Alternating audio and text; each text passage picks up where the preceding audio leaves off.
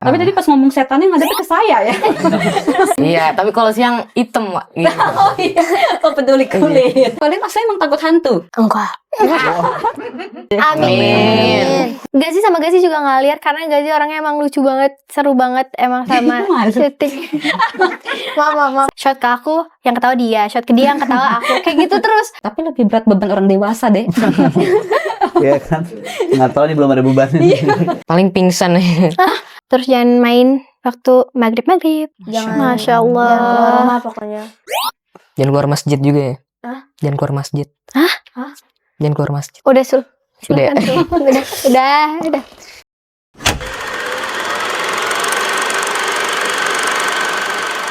Hai Bivanians, teror jin Umusibian yang menghantui Adi serta teman-temannya di Desa Jati Jajar akan kembali membangkitkan kengerian dan situasi mencekam lewat sequel terbarunya Waktu Maghrib 2. Dan Viva Cinema kali ini kedatangan para cast-nya. Halo. Sebelum kenalannya, sebagai informasi, Waktu Maghrib pertama itu mencetak box office dan diyakini Waktu Maghrib 2 juga akan mendulang kesuksesan yang sama. Amin. Nah, tak kenal maka tak sayang, udah sayang ngutang.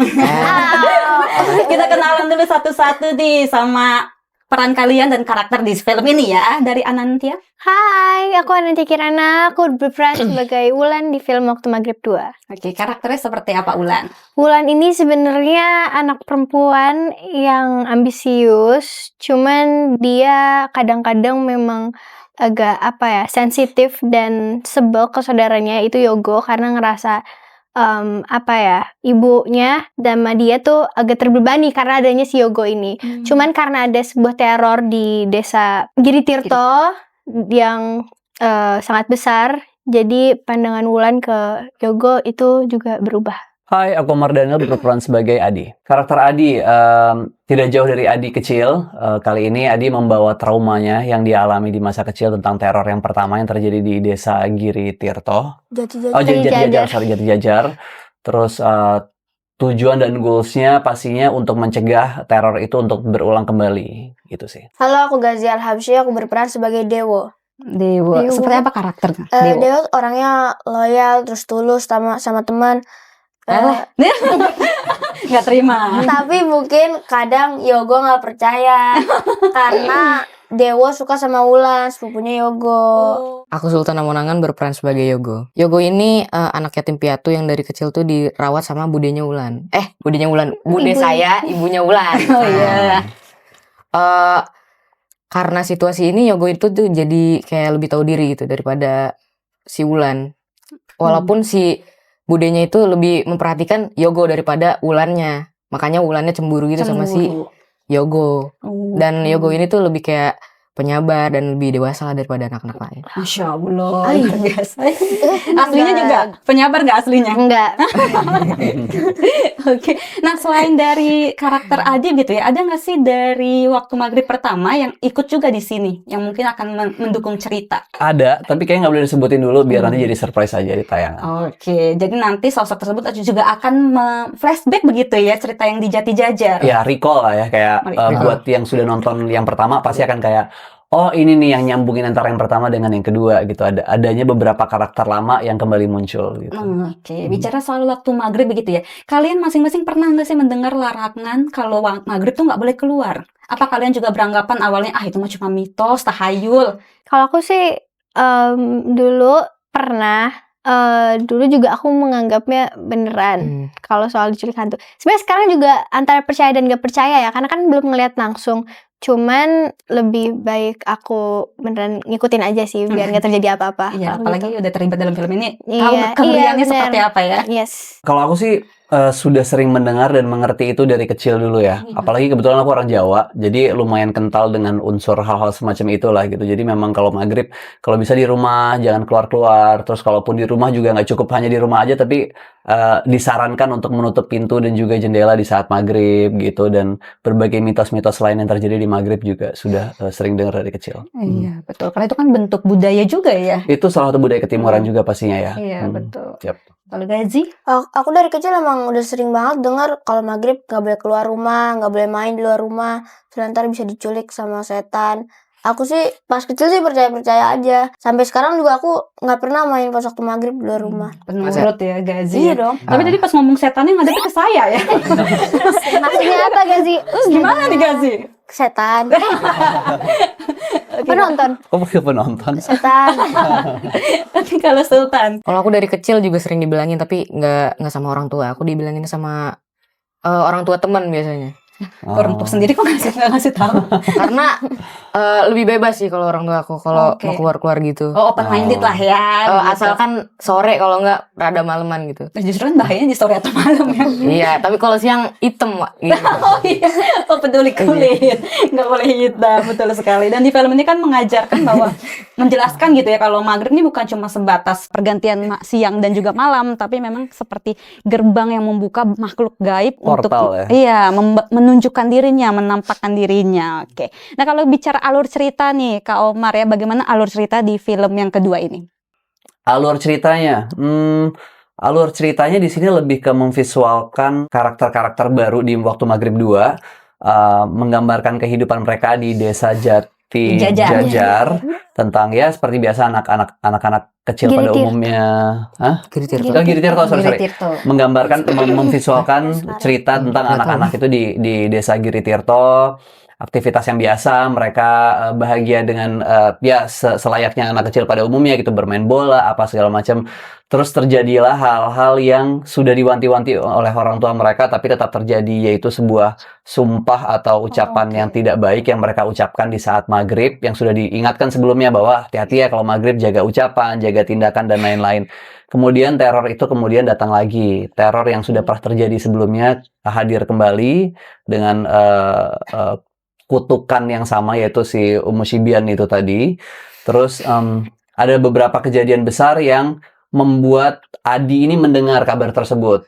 Adi yang sudah tinggal di desa yang berbeda mendengar kabar tersebut dan dia kembali untuk berusaha menyelamatkan anak-anak dari terornya Umushibian. Kurang lebih seperti itu. Oke, kalau di yang pertama Jati Jajar gitu ya, Adi kan masih kecil. Nah ini Benar. 20 tahun pasca 20 tahun kejadian kemudian, ya. traumatis tersebut begitu ya, dan udah pindah dari Jati Jajar ke Giri Tirto dan ketemulah sama anak-anak ini. Yap. Begitu ya, konfliknya masih sama, dimulai dari sumpah serapah gitu. Betul, kurang lebih seperti itu. Ya. Oke, nah kalau bicara soal konflik gitu kan, di sini juga perseteruannya bermula dari permainan bola begitu ya. Nah kalau Gazi dan Sultan gitu, kalian perlu nggak sih latihan dulu buat main bola? Apa kalian emang jago banget di lapangan nih?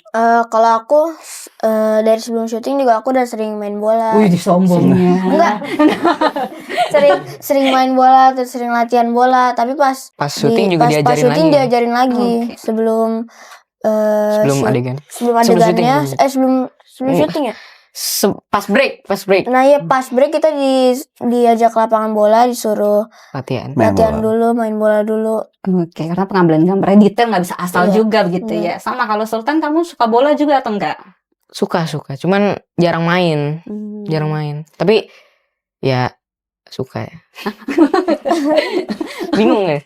Bingung. Nah kalau Gazi kan sini juga sebenarnya aslinya gitu ya, atlet bela diri ya, Hai. menguasai ilmu bela diri Gacor loh. banget nih. Dapat kejuaraan pencak silat ya. Widih. Di sini dipakai nggak ilmunya?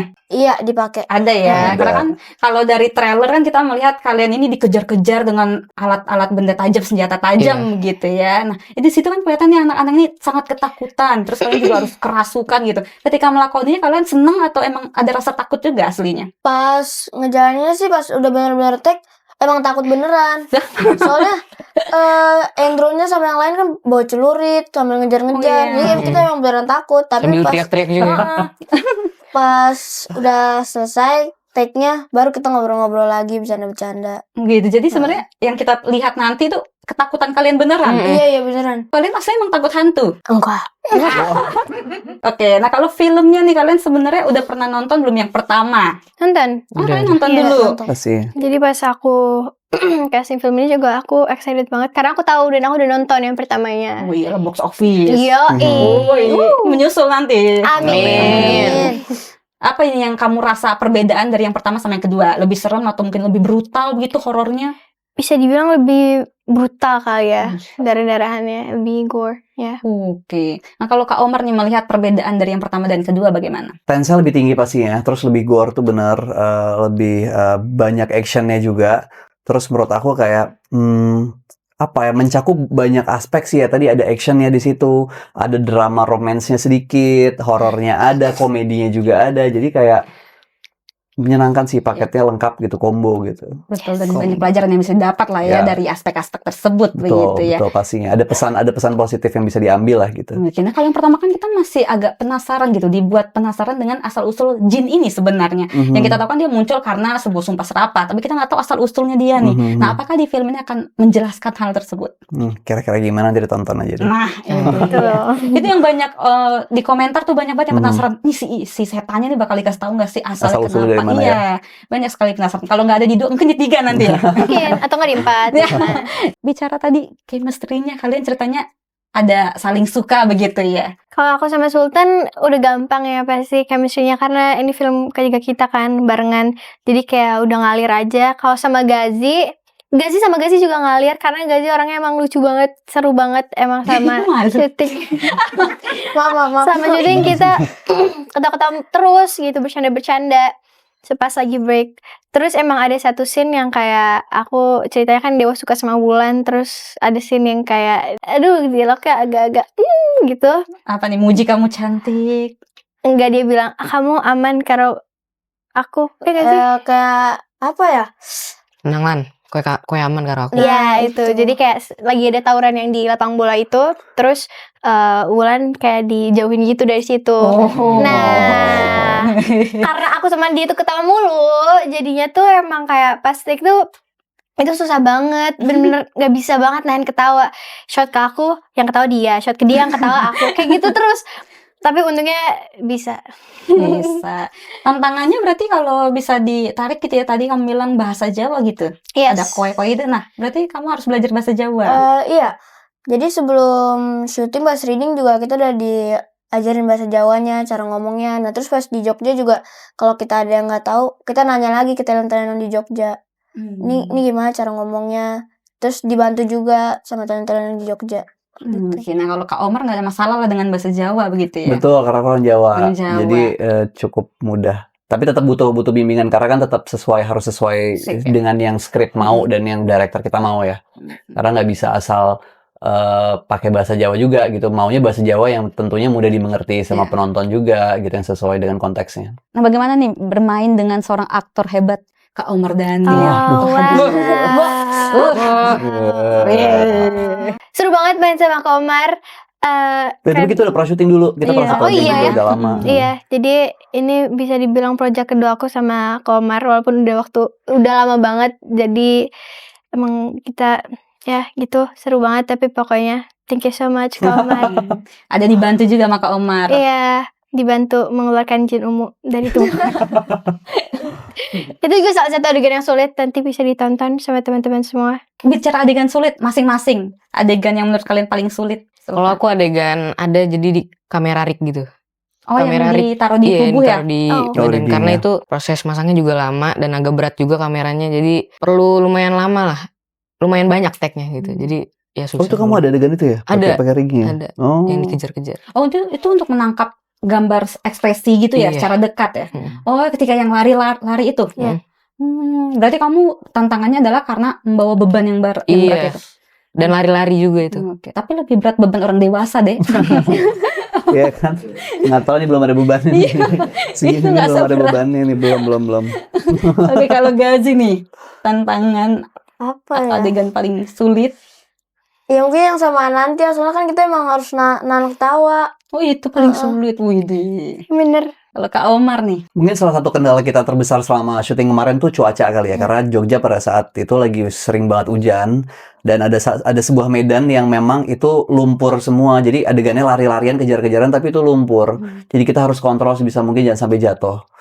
Terus mungkin itu salah satu yang terberat buat aku karena memang medannya sulit. Sama yang lainnya adalah ada sebuah adegan ngebut-ngebutan pakai mobil pick up di gang super sempit yang muat satu mobil aja. Dan kebetulan aku baru pertama kali megang mobil manual dan mobil pick up tuh belajarnya baru pagi itu. Jadi belajar langsung take gitu dan itu lumayan susah. Kalau aku sama yang kayak Gazi tadi, itu susah banget Ketawa. dan ketawa. Aduh. Terus juga yang aku pakai sling karena itu lumayan tinggi di bawah sungai dan aku berdua gitu sama Bang Boni yang jadi umusibiannya itu lumayan sulit sekali apalagi tengah malam. Tapi seru banget pokoknya. Karena selingnya tuh kayak jalan gitu, jadi agak tricky. Oke. Di film ini kan kalian kayak banyak teriak-teriak gitu karena kerasukan ya? Atau mungkin ada luka-luka selama proses syuting bagaimana nih? Ada pasti di kaki, di di tangan pasti ada karena jatuh-jatuh. Kadang-kadang walaupun kita udah kontrol kan Iya. bisa aja kejadian kan. Terus juga suaraku sempat habis di apa namanya di lokasi karena ada satu scene aku teriak kenceng banget. Itu beberapa kali take jadi lumayan habis suaranya. Ada retake ya saat kamu teriak gitu? Ada, tapi gak banyak sih sebenarnya. Cuman karena energinya aku keluarin semua buat teriak itu, jadi capek banget. Itu bener tantangan karena kamu kayaknya lembut banget gitu ya. Lembut ya? Gazi ya? Lembut ya. Makasih. Kalau Kak Omar nih ada nggak sih luka-luka atau selama proses syuting yang mungkin Kak Omar alami? Kurang lebih sama sih, yang suara mau habis tadi itu bener banget. Terutama waktu adegan kalau di trailer ada yang tutup pintunya itu kan Iya. diulang berkali-kali teriak itu. Dan beberapa adegan sebelumnya juga ada teriak-teriaknya juga. Jadi kayak Mas Atta ini suara terakhir, jadi kita coba semaksimal mungkin karena setelah ini kayak suaranya habis dan untungnya besoknya libur jadi masih bisa rest. Cuman itu adalah suara terakhir yang kalian lihat di trailer itu karena setelah itu udah habis suaranya. Gitu sih palingan sama apa ya, kalau yang lainnya luka-luka sih hampir nggak ada ya kayaknya, cuma luka-luka kecil biasa lah. Oke, nggak apa-apa lah. Aktor mah biasa gitu ya. Mantap. Gazi. Apa ya, aku nggak ada kayaknya, paling ya cuma suara aja. Tapi di sana juga disuruh minum air yang banyak, air putih, jangan minum es. Oke, Gazi kan film horor pertama ini ya. Kapok nggak? Enggak, Wih, seru banget. seru banget. Kalau Sultan, ada nggak luka-luka? Luka nggak ada sih, nggak ada. Paling pingsan. Oh iya, Pingsan. sama pingsan. Kenapa? Ada adegan yang aku tuh kayak kesurupan gitu kan, dan ini aku terlalu neken, jadi pingsan. Kayak, saking totalitasnya. Oh. Luar biasa. Calon aktor besar kita.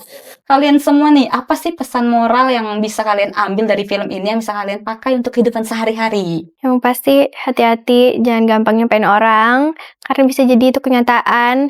Terus jangan main waktu maghrib, tapi jangan lupa nonton waktu maghrib 2. Nah, Kak Omar. Sama kurang lebih jaga etika, sopan santun dan ucapan, sama yang paling penting nurut sama orang tua. Kalau aku nurut sama orang tua, jangan keluar rumah pas waktu maghrib. Kalau maghrib sholat, jangan Masya Allah. jangan keluar rumah pokoknya. Jangan keluar masjid juga ya. Hah? Jangan keluar masjid. Hah? Jangan keluar masjid. Udah Sul. Udah ya? Udah. Nunggu isya gitu maksudnya. Ya buat kalian jangan lupa nonton waktu maghrib 2. Udah gitu aja sih. Pesan-pesan yang diambil. Pesan moral yang bisa kamu terapkan dalam kehidupan sehari-hari. Ya nurut sama orang tua, jangan ngeyel kalau bilangin jangan keluar, nurut, nggak boleh keluar, nggak keluar. Dan ya jangan nyumpahin sumpah serapah karena